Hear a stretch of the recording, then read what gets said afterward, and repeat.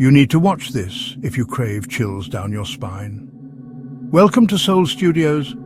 Here, true crime meets the unknown. Suspense lurks in every shadow, and supernatural forces whisper from the dark. We craft chilling, edge-of-your-seat short stories inspired by the eerie, the unexplained, and the most haunting mysteries. 3 new stories drop every week, each one darker than the last. Are you ready to step inside? Subscribe now before the next story finds you.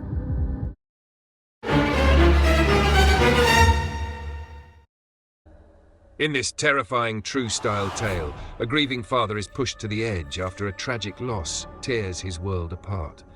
But when strange, unexplainable things begin happening in his home, faint lullabies in the dead of night, doors creaking open on their own, he starts to believe his daughter might be trying to reach him from beyond.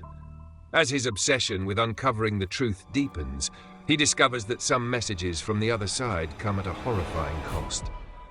This story is a chilling descent into grief, revenge, and the darkness we invite in when we refuse to let go. If you love slow-burn horror stories that feel disturbingly real and stay with you long after the final word, hit subscribe to Soul Studios Presents and turn on notifications, because the next story we tell might be your nightmare, waiting to be heard. One night, I woke up to the sound of my daughter softly singing her favorite lullaby in her bedroom down the hall. My heart leapt, because for a split second I forgot she had been dead for 3 months.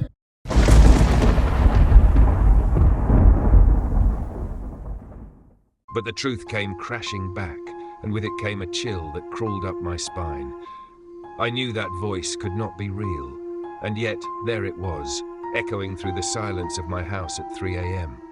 My life was ordinary up until last year. I'm a 35-year-old father from a quiet town in Pennsylvania, the kind of place where everyone nods hello and kids ride their bikes on sleepy streets. I had a loving wife named Kelly and a beautiful 7-year-old daughter named Emily. Our days were filled with morning rushes to catch the school bus, Saturday trips to the ice cream shop, and bedtime stories about brave princesses and dragons. We were happy. At least, we were before everything fell apart. It happened on an October evening, just as the sun had dipped below the horizon. The air was crisp with autumn, and the leaves were blowing across the sidewalk. I remember Emily was riding her pink bicycle in front of our house, insisting she could do one more lap before dinner. I stood at the end of our driveway, smiling as I watched her pigtails fly behind her helmet. Kelly was calling us both to come inside. I turned for 1 second to tell her, just a minute, and that's when I heard the screech of tires.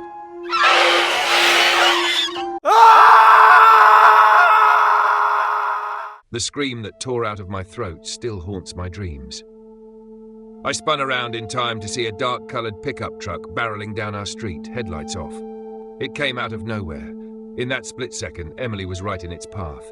I yelled her name, my voice cracking, but it was too late. The impact was a sickening thud of metal and bone. Her little body was thrown off the bike and onto the asphalt with a force that didn't seem real. The pink bicycle clattered to the curb, twisted and broken. I remember my feet pounding the pavement as I sprinted toward her. My entire world narrowed to her small, motionless figure. The truck never even stopped. Its tires screeched again as it sped off into the darkness, red taillights shrinking and disappearing at the end of the block. I collapsed next to Emily on the road. My hands trembled violently as I reached out to touch her. She was so still. There was blood on her forehead and trickling from her nose. Her eyes were half open, staring blankly upward as if looking at the stars that had begun to poke through the twilight sky. I was dimly aware of Kelly screaming behind me, but it sounded distant, like we were underwater. I cradled Emily in my arms, feeling the warmth already starting to leach from her, and begged her to hold on. "Daddy," she choked out, barely a whisper. I leaned down, tears blurring my vision. She wasn't gone yet. Her tiny hand twitched in mine. "It hurts," she gasped. I told her to stay with me, that Mommy and Daddy were here. I think I even tried to smile, to be brave for her, but my face was wet with tears. I shouted for someone to call an ambulance, not even sure who I was shouting to. Those minutes on the street felt like an eternity. Emily went silent in my arms before the ambulance arrived. One moment she was looking at me, eyes full of pain and fear, and the next, the light just faded out of her gaze. I held on to her, rocking back and forth, long after her grip went limp. When the paramedics finally pulled me away from her, I felt like they were tearing out my soul. I'll never forget the emptiness of that night. The way the world seemed to stop the instant my little girl took her last breath. The days that followed were a blur of funeral arrangements, police interviews, and an ocean of grief. I moved through it all in a daze, barely eating or sleeping. The house that had once echoed with Emily's laughter was now agonizingly quiet. Sometimes I caught myself standing in her bedroom doorway, expecting to see her curled up with her stuffed rabbit, waiting for a bedtime story. Instead, I found an empty room filled only with painful memories. I often ended up sobbing on the floor, clutching that stuffed rabbit to my chest. At the funeral, I felt hollow, like I was watching someone else's life fall apart. Kelly was a wreck too, but we grieved in opposite ways. She became quiet and distant, retreating into herself. I became obsessed with why this had happened and who had done it. The police told us they were investigating, but days turned into weeks with no leads. All we knew was it was a dark pickup truck. No license plate, no witnesses who got a good look. It was like the driver had vanished into the night. I couldn't accept that. I started scrutinizing every truck in town. Every time I saw a dark pickup with a scratch or dent, my heart pounded and my blood ran hot with rage. I probably scared a few neighbors, marching up to inspect their vehicles for telltale damage. Most were sympathetic at first, but I could see their pity turn to discomfort when I wouldn't let it go. I didn't care. My little girl was dead and someone was out there getting away with it. I wasn't about to let that happen. One truck in particular kept drawing my attention. A dark green Ford F-150 that belonged to a neighbor 3 houses down, named James Holloway. James had lived on our street for years. We weren't friends exactly, but we'd chat occasionally about the weather or our lawns. He seemed like a normal, friendly guy, but after the accident, something about him felt off. A week after Emily's death, I noticed James's truck was missing for a couple of days and then reappeared with a brand new front bumper. I remember standing on the sidewalk, staring at that shiny bumper like it was a personal insult. Why would he need a new bumper out of the blue? My gut twisted. I went to the police with my suspicion. They looked into it, but James claimed he'd hit a deer on a country road, and that's why he repaired the truck. He even showed them a receipt from a body shop dated the day after Emily's accident. The police concluded it was a coincidence. Lots of people drive pickups around here, they said. It could have been anyone. But I saw the way James avoided my eyes whenever we passed each other, how his hands shook just a little when the cops came by to talk. I was sure he was hiding something. As weeks turned into months, my obsession only grew.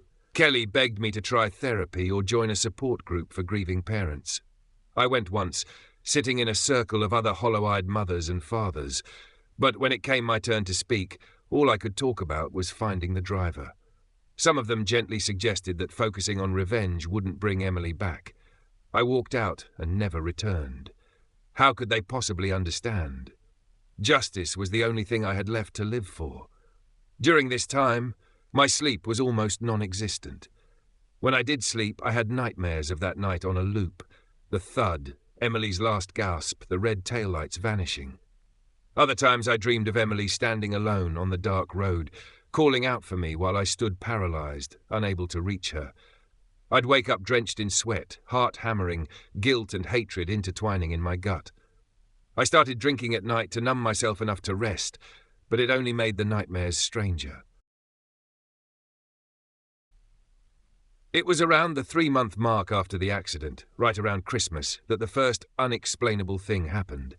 I was lying on the couch in the living room, an empty whiskey glass on the table and the TV playing some late-night infomercial on mute. I must have drifted off, because I woke up to a faint creaking sound. I sat up, bleary and disoriented, and realized it was coming from down the hallway, from Emily's room. Her door, which I know I had left shut, was now slightly open, moving just enough to squeak on its hinges. My skin prickled. The heating system had kicked on. Maybe a draft had pushed it open. That's what I told myself. I got up, feeling a little unsteady, and walked toward her room. The hallway was dark. The only light came from the TV behind me, casting my shadow long and thin ahead of me. I reached out and gently pushed her door the rest of the way open. The nightlight in the corner was still plugged in, casting a soft amber glow. We couldn't bear to unplug it after she died. The room was exactly as we left it, a museum of her short life. Posters of cartoon ponies on the wall, a pile of stuffed animals on her bed, the drawings she had taped to the closet door. Nothing looked disturbed. I let out a breath I hadn't realized I was holding. "Get a grip," I muttered to myself. It was the whiskey and exhaustion playing tricks. As I pulled the door closed again, I caught a whiff of something, a faint scent that stopped me in my tracks. It smelled like Emily. That mix of child shampoo and the peanut butter cookies she'd had that evening before she went out to ride her bike. The scent was so strong and so real that I involuntarily called out her name, just a tiny, pathetic "Emily" into the darkness. There was no answer, of course.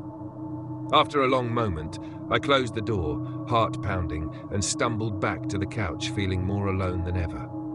A couple of weeks later, just after New Year's, I experienced something that shook me to my core. By then, Kelly had started spending a few nights a week at her mother's place. She said she needed the support, and maybe she did, but I knew she also couldn't stand being in that house anymore, not with me obsessing and spiraling. I was alone that night, nursing a cup of coffee instead of whiskey for a change, flipping mindlessly through old photo albums. Pictures of Emily grinning with a gap-toothed smile on her first day of school. Emily covered in flour after helping Kelly bake cookies. Emily asleep on my chest when she was a toddler. Each image was a knife in my heart, yet I couldn't look away. Sometime after midnight, I must have dozed off in the armchair with those photos on my lap. What woke me wasn't a nightmare this time, but a sound. Singing. It was soft at first, a gentle humming from down the hallway. I lifted my head, not sure if I was dreaming. The tune was familiar, unbearably familiar. "You Are My Sunshine." My breath caught in my throat. That was the lullaby I used to sing to Emily every night when I put her to bed. And now I was hearing her small, sweet voice, singing it back to me from somewhere in the dark house. I shook off the heavy grogginess and stood up, every nerve in my body on edge. The singing continued, quiet but clear, each word floating to me on the still air. I followed the sound, heart thundering, down the hallway toward Emily's room. The door was open again, just a crack. A sliver of pale light stretched across the hallway floor. As I approached, the singing seemed to grow louder, as if whoever, whatever was inside knew I was coming. My hands were shaking when I gently nudged the door open and stepped into the doorway. For a moment I forgot how to breathe. There, in the faint glow of the nightlight, I saw a small figure sitting on the edge of Emily's bed. It was the silhouette of a little girl swinging her legs slowly, just like Emily used to do when I'd tuck her in. I could see the outline of her favorite pajamas, the ones with the little stars on them. My eyes welled with tears, and a surge of hope, terror, and disbelief all at once nearly knocked me off my feet. Emily?" I croaked into the darkness. The figure stopped singing. The silence that followed was absolute. The little silhouette tilted its head, as though acknowledging my presence. I took a hesitant step into the room, my legs feeling like they might buckle. I wanted to rush forward and scoop her up, but a deep primal fear kept me rooted. Something felt wrong. The air was icily cold against my skin, and there was a faint smell, now unmistakable, the cloying scent of flowers and earth like a gravesite after rain. She slowly turned her head towards me. In the dim amber nightlight, I caught a glimpse of a face. It was Emily, pale, eyes wide and reflecting the meager light. But her expression, it was so sad, so full of pain. Her lips parted as if she was about to speak. Suddenly, the door beside me, which I thought I had fully opened, slammed shut on its own with a violent crash, nearly catching my shoulder. I stumbled back, heart leapfrogging into my throat. In that split second, I lost sight of the girl on the bed. Fumbling in the darkness, I yanked the door open again, my pulse pounding in my ears. The bed was empty. The room was empty. Only the soft nightlight remained.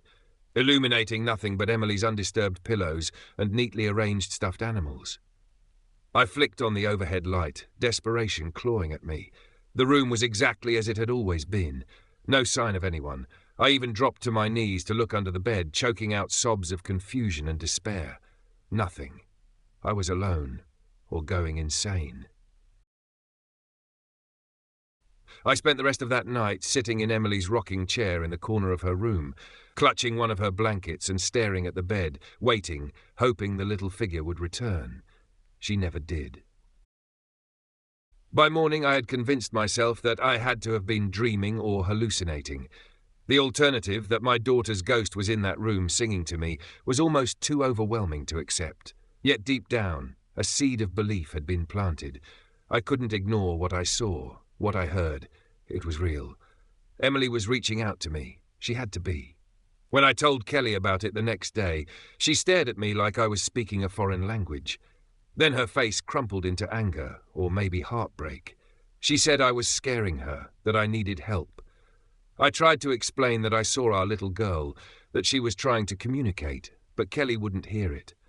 She yelled that Emily was gone, that I had to stop torturing myself and her with these delusions. By the end of that fight, we were both in tears. Kelly packed a bag and went to stay at her mother's indefinitely. Before she left, she pleaded with me to get some sleep and to please let Emily rest in peace. I was angry at first. How could she not even consider that it was real? But as the loneliness of the house closed in on me, I started to doubt myself. Was it possible I was truly losing my mind from grief? Hearing voices, seeing things that weren't there? I hadn't exactly been taking care of myself. Maybe the sleepless nights and whiskey were catching up to me. In daylight, the whole thing did feel absurd. Ghosts were something from movies, not real life. Certainly not in our modern little ranch house in Pennsylvania. And yet, when night fell again and I found myself standing outside Emily's room, I couldn't bring myself to shut the door. I left it open, just a bit, an unspoken invitation. I whispered into the stillness, "Emily, if you're here, I love you. I miss you so much." My voice broke and I swore I felt a cold breeze brush past me, as if in response. That's when I decided, if this was real, if my daughter's spirit was truly reaching out, then I had to try reaching back. I needed to know what she wanted, why she was still here. And part of me desperately needed proof that I wasn't insane, something tangible I could see or hear while fully awake and alert. I began reading everything I could find about contacting spirits. Late at night, I scoured paranormal forums and article archives, looking for guidance. Much of it seemed like nonsense or contradictory. But one piece of advice came up repeatedly. Spirits often try to communicate through simple tools or rituals. One of them was a Ouija board. At that point, I was willing to try anything. 2 nights later, with equal parts determination and dread, I found myself sitting cross-legged on the floor of Emily's bedroom with a Ouija board spread out before me. I had bought it earlier that day from a toy store, of all places. The clerk probably thought I was getting a gag gift or something for game night. I didn't care. I dimmed the lights and lit a couple of candles, more for my own nerves than any spiritual reason. My hands were shaking as I placed my fingertips on the planchette. The house was deathly quiet around me. I took a deep breath, the candle flames quivering as I exhaled. "Emily," I whispered, feeling a little foolish but pressing on. "I'm here. If you're here too, I'm listening. I want to talk to you." My voice sounded strange in the still room. For a long moment, nothing happened. I sat there in the silence, feeling my heart sink. Maybe this was stupid. Maybe I'd finally lost it. But just as I was about to give up, the planchette twitched under my fingers. I sucked in a breath. "Emily?" I asked again, a little louder this time. The planchette began to move, slowly, deliberately. I swear I was barely touching it. The small plastic lens slid across the board, pausing over the word, "Yeah." My throat tightened and fresh tears burned in my eyes. She was here. This was real. I steadied myself, trying to keep my fingers lightly on the planchette as it quivered, as if charged with energy. "Baby, is it really you?" I asked, my voice trembling. The planchette circled slowly, then once more landed on yes. A sob of relief and heartbreak escaped me. "Emily, oh God, Emily." I wiped my face, trying to hold myself together. I had to ask the important questions while I had this chance. Emily, sweetie, why are you still here? What do you need? For a few seconds, the planchette didn't move. Then, with an abrupt jerk that made me gasp, it zipped to the letters at the top of the board. One by one, it began to spell out a word. James, my neighbor. The name glared up at me from the board, and for a moment I felt cold all over. It was confirming what I had feared, what I'd suspected for months. My hands shook so much the planchette skittered, and I forced myself to take a deep breath and steady it. James? James did this to you? I asked, barely above a whisper. The planchette moved again, sliding to yes so forcefully that one of the felt pads on its underside made a scratching noise on the board. Anger flared inside me, white-hot and vindicating. All my suspicions, all my intuition, it had been right. That coward had killed my little girl and lied about it. My teeth clenched so hard my jaw ached. Do you want me to stop him? I asked, struggling to form the words. To make sure he can't hurt anyone else? My euphemism hung in the air. I couldn't quite bring myself to say, kill, not yet. This time the planchette didn't go to yes or no. It slowly spelled out another word, one letter at a time. Hurt. I stared at that word, my heart hammering. Did it mean James hurt her? Or was it telling me to hurt him? Before I could clarify, the planchette jerked violently, spelling out a second word in a rapid flurry. Hurt me. As soon as the letter E was reached, the planchette shot to the word goodbye at the bottom of the board and went still. At that exact moment, the candles extinguished themselves with a hiss, plunging the room into darkness. I nearly screamed in surprise.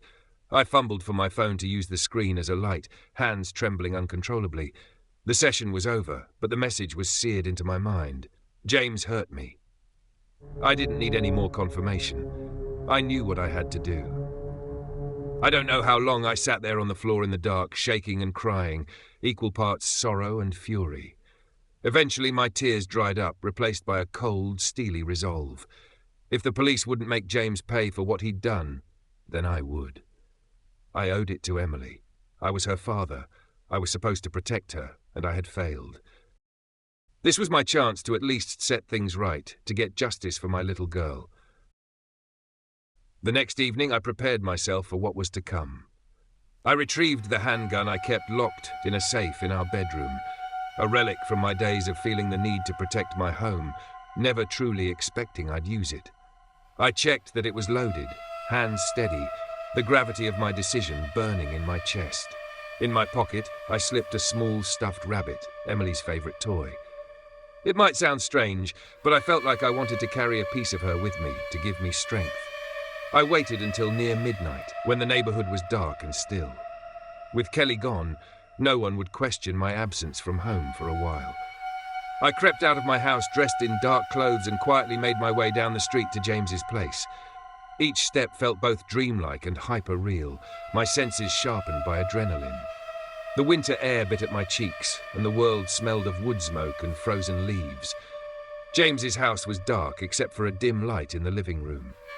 I knew he lived alone. His wife had left him a year ago, something about his drinking problem.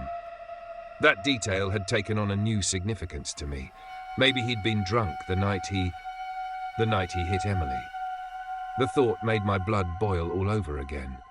Heart pounding, I went around to the back door, which I knew led into his kitchen. I'd seen James stumble in that way late at night before when he'd come home from the bar.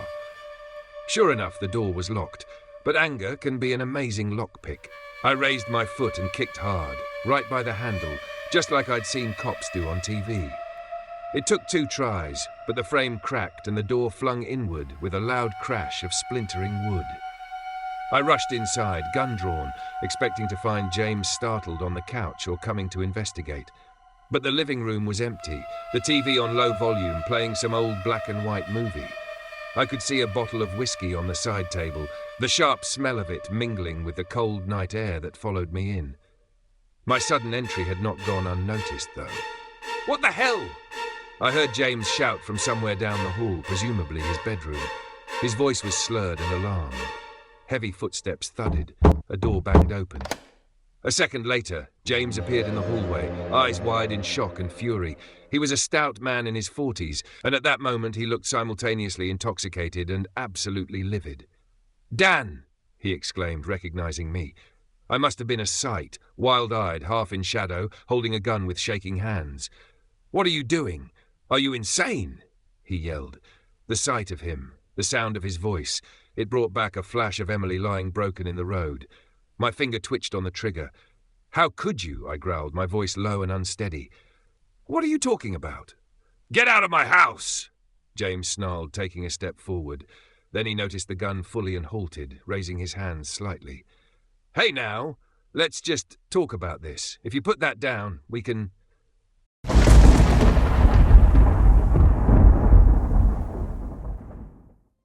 "You killed my daughter," I said, teeth gritted. The words came out almost a hiss. Saying it aloud made my vision go red around the edges. 3 months ago, you ran her over and left her to die." My voice cracked with emotion despite my anger. "How could you do that? She was 7, you bastard! 7!" I was shouting by the end, my whole body trembling. James's face contorted in confusion and fear. No, it wasn't me. I didn't," he stammered. His denial only enraged me further. I took a few steps closer, leveling the gun at his chest. "Don't lie to me!" I screamed, my finger beginning to squeeze the trigger. In my head, I heard the echo of the Ouija board. "James hurt me. I know it was you. I saw your truck. You got a new bumper because you wrecked the old one when you hit her." His eyes darted, and I saw a flash of something. Guilt? Panic? His face flushed. "It was a deer," he said desperately. I told the cops it was a deer." "Bullshit!" I spat, voice ragged. Tears were blurring my sight now.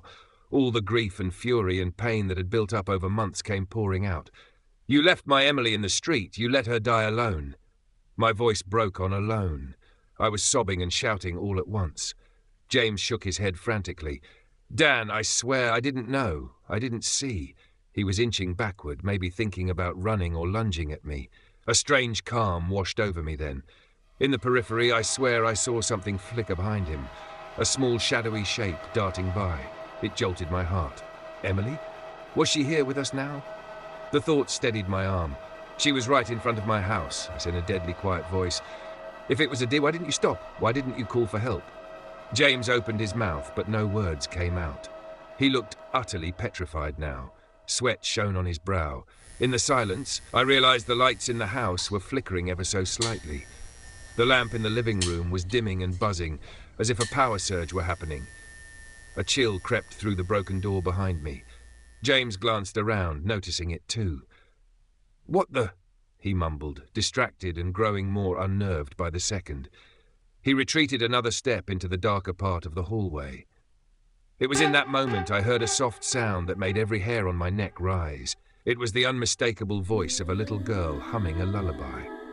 Both James and I froze, our eyes widening. The sound was coming from the darkness just behind him. "Who's there?" he yelled, whipping his head around in terror. There was no one in the hall, at least no one visible. The humming continued, a few haunting notes floating through the air. I recognized the tune immediately. It was the same lullaby, our lullaby. "Emily," I whispered. It had to be her. She was here, just as enraged and hurt as I was. I felt a surge of vindication and fury on her behalf. James staggered, looking over his shoulder and back at me. "What is this?" he cried out. His voice was cracking with fear. He was truly afraid now, not just of me, but of something he couldn't see. He retreated another step, and I advanced one, keeping the gun trained on him. In the faint light, I saw movement again. This time, I clearly saw a small shadowy figure peeking around the corner behind James, then vanishing. James must have seen it too in his peripheral vision, because he let out a strangled yelp.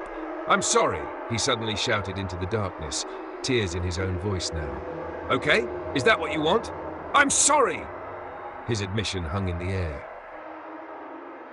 In that instant, I knew. Whether or not he had intended to hit her, whether he was drunk or distracted, it was him. He had done it and he had fled. And now, cornered by the father of the girl he'd killed and perhaps by her very ghost, he was breaking. "Sorry isn't enough," I said, voice trembling with a cold rage I'd never known. My finger pulled the trigger. The gunshot was impossibly loud in the confined space, deafening me with its roar. The muzzle flash briefly lit up James' face, a mask of shock and agony, as the bullet struck him in the chest.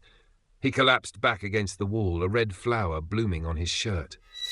His hands clutched the wound as he slid to the floor, sputtering wetly. I stood there breathless, gun still aimed, as acrid smoke wafted from the barrel. My ears were ringing. James's mouth opened and closed as he tried to speak. A dark pool spread around him on the linoleum. For a moment, in the flickering light, I thought I saw Emily standing behind him, looking at me with those sorrowful eyes. But as I blinked, the vision faded, and I was left with the dying man and the sudden realization of what I'd just done. James let out a wet cough, then was still. The only sound was the crackle of the TV in the other room and my own heartbeat thundering in my ears. I wish I could say I felt remorse right away, or satisfaction or something. But in that moment I felt nothing. I was empty. I wanted this man dead for so long, and now he was.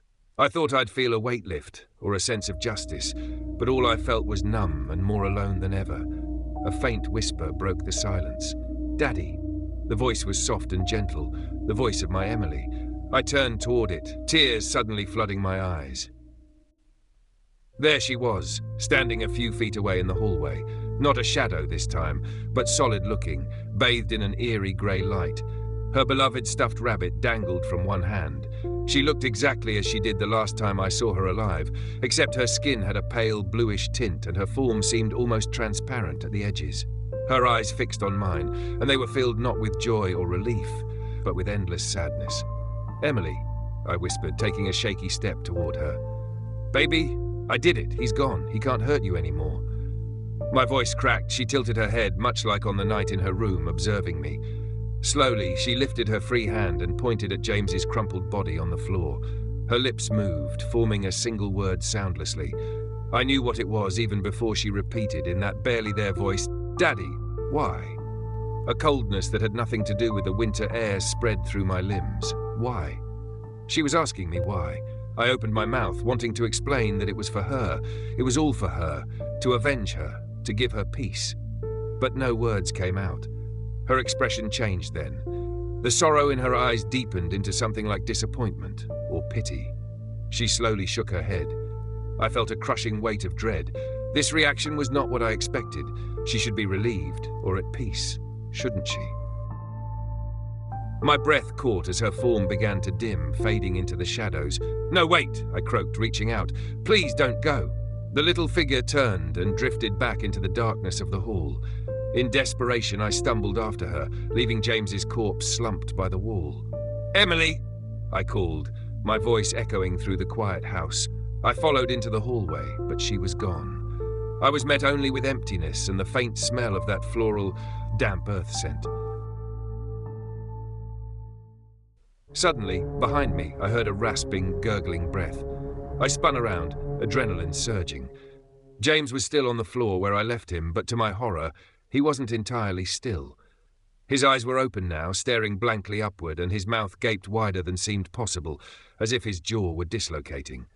Another wet, choking noise dribbled out, and his chest jerked. I realized with a lurch of fear that it looked like he was being pulled or dragged. But nothing visible was touching him. His body began sliding into the darkness of the bedroom doorway behind him, as if an unseen force had grabbed his legs. I could hear his fingernails scrabbling on the floor as his hands twitched. It was an utterly unnatural sight, and I found myself backing away, trembling. Just as his body disappeared into the dark bedroom, the door slammed shut on its own with a tremendous bang. I jumped.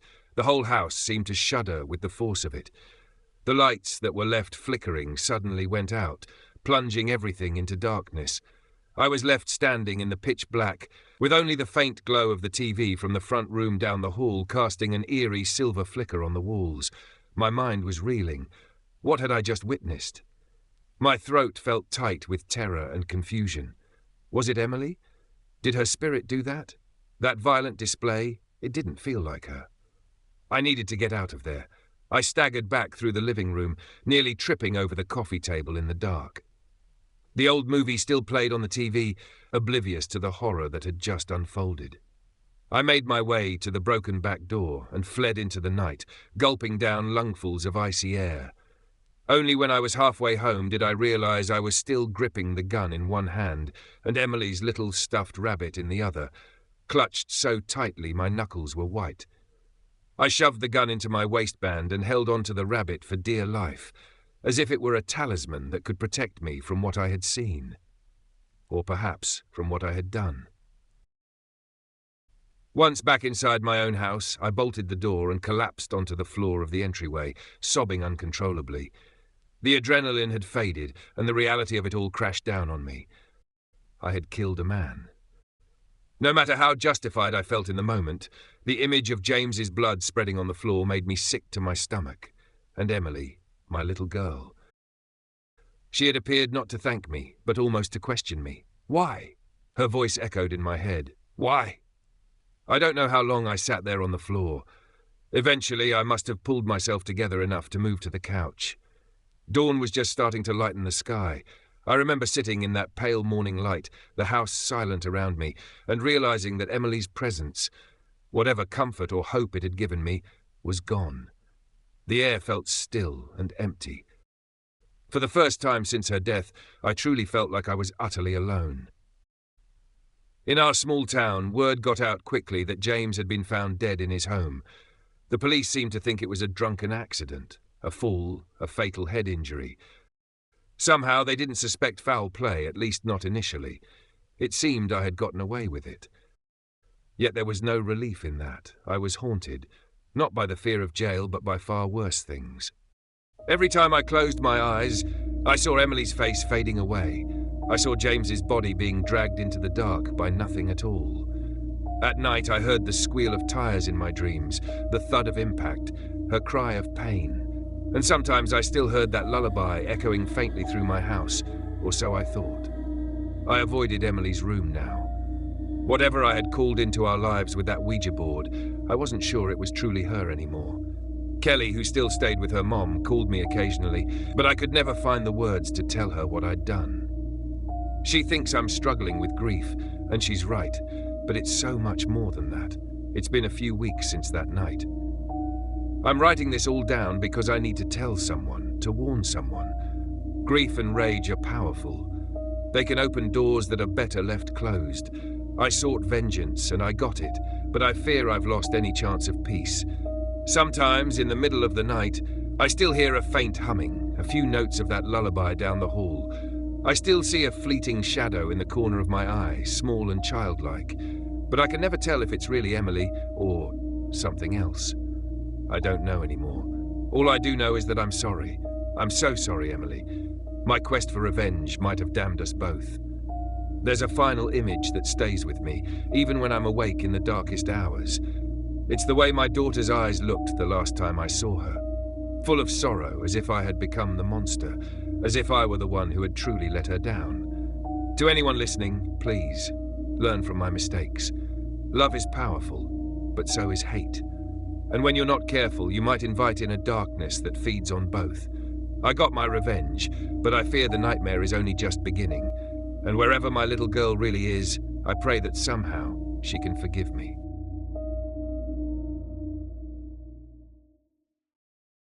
Some losses are too deep to bury, and some ghosts won't stay silent, especially when justice comes soaked in blood.